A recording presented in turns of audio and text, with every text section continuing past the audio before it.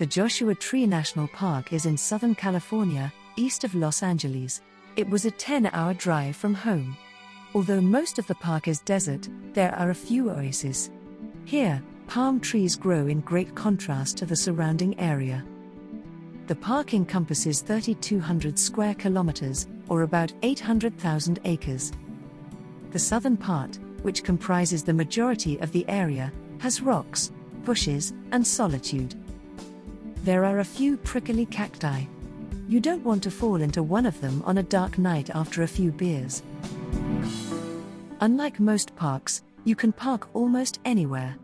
I took the Prius off-road to get to this spot. The bushes here, and in most parts of the park, are creosote bushes. Their roots go down 20 meters and they can tolerate ground temperatures of 70 degrees Celsius. The bushes secrete a poison to prevent germination of another bush nearby. This protects their scarce water supply and explains why the bushes are several meters apart. Although the temperature was a comfortable 25 degrees, the wind blew heavily at times. As you can see, the drone was blown around. As you drive north, leaving the southern half behind, you reach the Cholla Cactus Garden.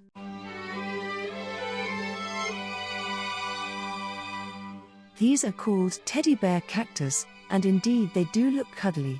I will leave it to the viewer to hug one of them first. Although they are clustered here, the cholla cacti are not found in other parts of the park.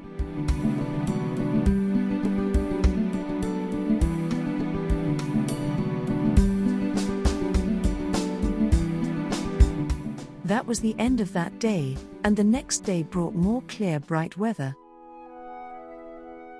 My camera bag weighed 14 kilograms, but having the walking poles made the hikes easy.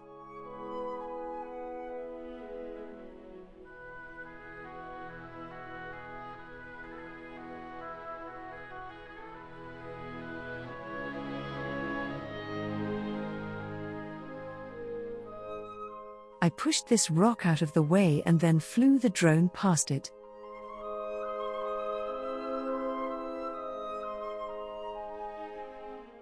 Again, notice how the creosote bushes are several meters apart and how quiet this area of the park is. These rocks are huge.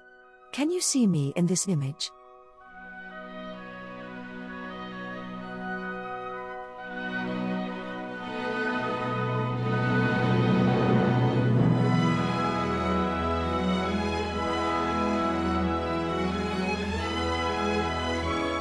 I visited at Christmas.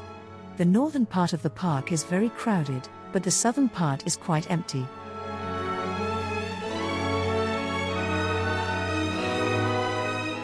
In summer, the ambient temperature gets up to 38 degrees. Hiking then might not be so pleasant. You have to appreciate the vastness of the space and the size of the surroundings.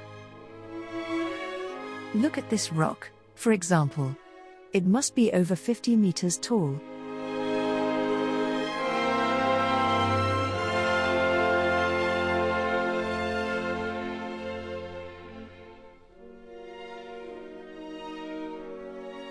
Another day, and another walk. The Ocotillo cactus is an oddball. They can grow up to 16 meters tall and look as though they are all dead. They produce leaves only after a good rain, and drop the leaves a week or so later, to conserve water. I carried my camera, plus several lenses, as well as the drone.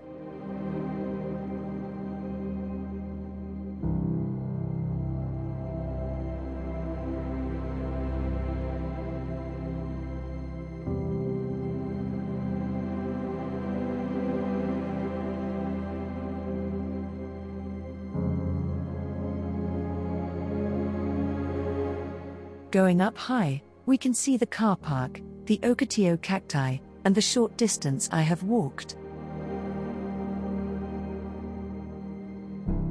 But now, it is late in the day, and I need to return. It gets cold and dark very quickly. You can see trees that seem dead, but which probably are alive and thriving.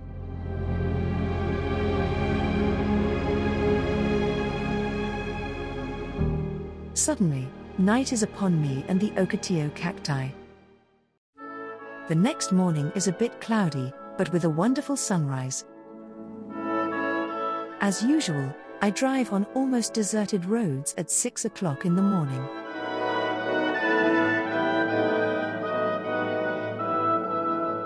Notice the 45 miles per hour speed limit, which I would never think about exceeding.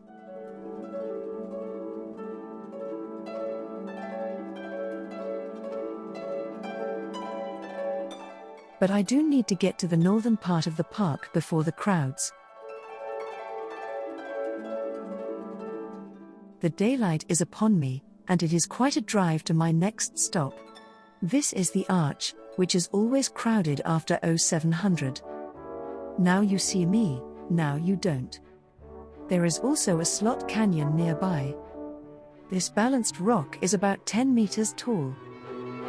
The Joshua tree is in the subgroup of flowering plants that also includes grasses and orchids. Many trees exceed 150 years old.